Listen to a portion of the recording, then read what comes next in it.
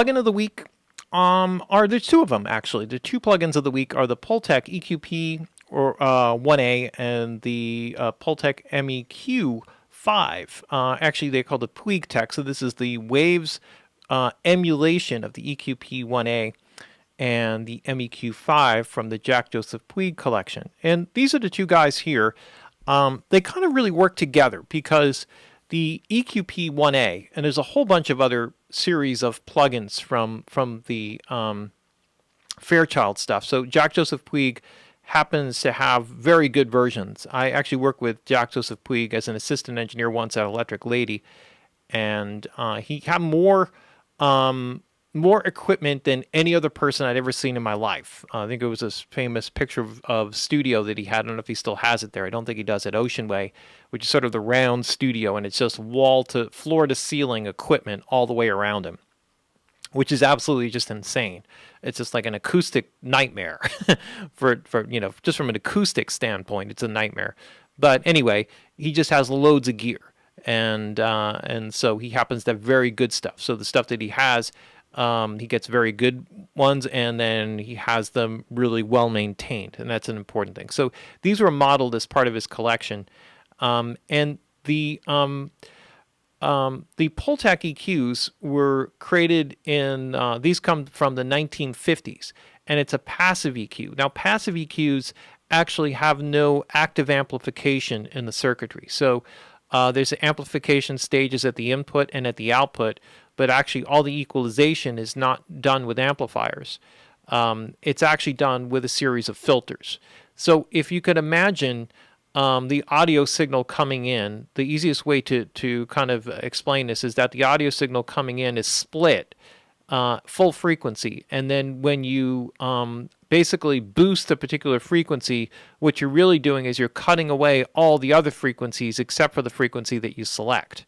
And the idea is that the net effect of that, along with the other bands getting the full frequencies, gives the effect that you have more of that low frequency. So there's actually no boosting that happens. You're just cutting away everything else. And the net effect is that you have more of that particular frequency, and then you add gain at the output. And then what happens is that you get the appearance that there's more 100 cycles. And that's kind of cool. What's really interesting about this particular EQ is that PuigTec EQP1-A primarily deals with low frequencies and high frequencies, high, mid, and high frequencies. And so when you boost a particular frequency, like say you boost 100 cycles, you also have the ability to attenuate that same frequency. You have two filters that are working sort of in opposition, and what that does is it creates a resonance shape to the equalization that sharpens the area around the particular frequency. So it's not uncommon for someone to boost and attenuate on the same frequency. So these three knobs here are connected together, and then you have the ability, like say if you were going to, cut low end, then we would just be going attenuation, maybe only here. But maybe if you did that up at 60 cycles, you could give a little bit of a boost. So you're cutting the low end, but you get a little bit of a bump there at 60 cycles before going back to normal. So that's kind of a really cool way of working with that too. So you can kind of get this best of both worlds kind of thing as a way of kind of changing the resonant shape of the filter on that end. Then you have a parametric EQ, which occupies these three knobs right here. And this gives you selections from 3K up to 16K. And you have a single boost. So this is a boost-only area, and then a bandwidth control that determines how wide or how broad of an area you're covering. So this is a parametric EQ, and one of the first ever made with a variable Q adjustment. Usually those things were fixed, if at all. And the tone shaper, RS56, the curve bender, was another one from that same era that did that kind of thing.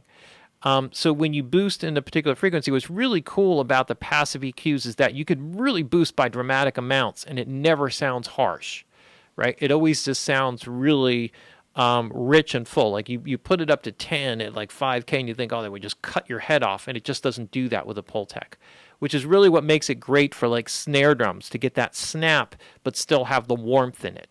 Okay, and that's like that works here with the frequency selection. So this attenuation knob only works for the selected frequency here for warmth.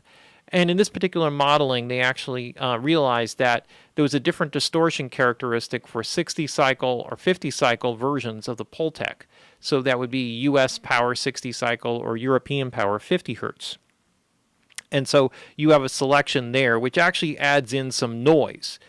Typically, I just turn this off, but it does have a subtle characteristic that sometimes is kind of pleasing. And this is something that the original didn't have. There was no output gain control, but this is something that was thrown in there just so that when you work it and you have an input that you can bypass. Now, what's really cool about this is that when you take the EQ out of the circuit, it doesn't take the tubes and transformers that are part of the input and output circuitry. So you actually can go through that with this bypass. So this bypass is different than this bypass, and that's important to understand, and that's very true to the original as well.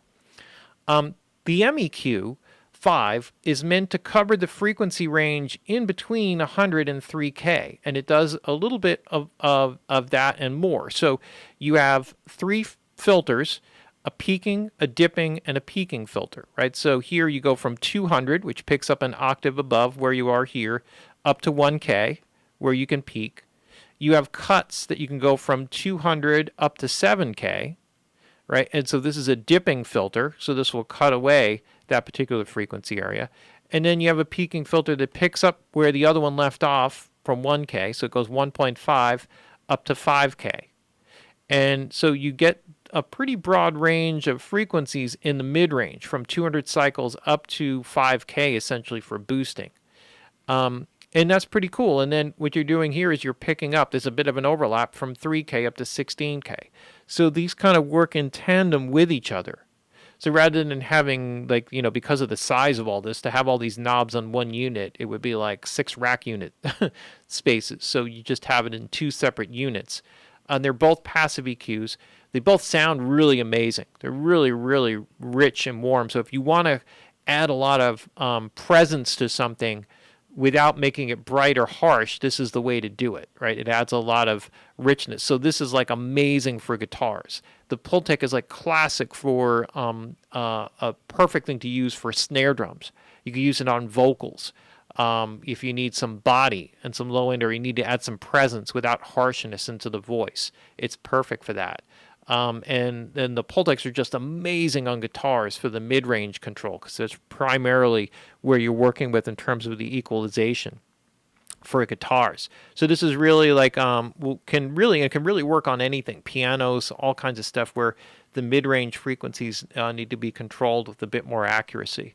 Very beautiful, amazing sounding plugin. You got the tubes and transformers, which give you that warmth and body.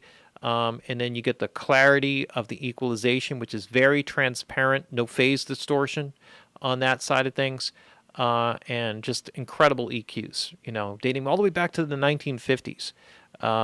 Classics and well emulated here by Waves. So that's our plugin of the week, or plugins of the week, the EQP1-A and the PuigTec MEQ-5. All right, there's our plugins of the week. Let's move on.